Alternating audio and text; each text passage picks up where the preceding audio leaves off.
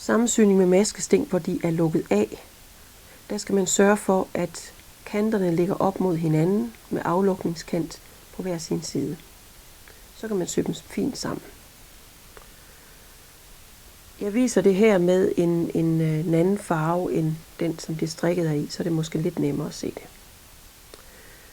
Først syr jeg det første sting på den forreste eller nederste stykke her. Jeg syr ned og op i midten af et V i masken. Så går jeg over på det bagerste, og der syr jeg ind bag omkring et helt V, en hel maske.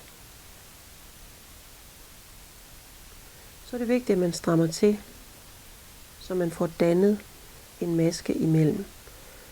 Jeg går tilbage ned i det V, hvor jeg sidst gik op, og så går jeg over i midten af det næste V. Strammer til.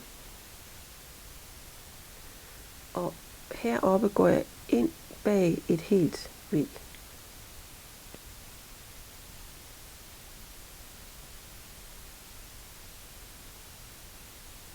Jeg går tilbage midt i et V og går op igen i det næste V. Og her går jeg ind bag et helt V.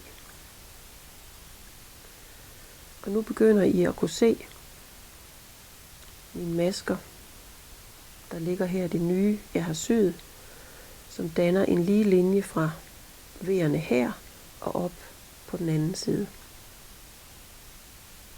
Jeg går ned midt i et V og går op i det næste V. Og går ind bag et helt V.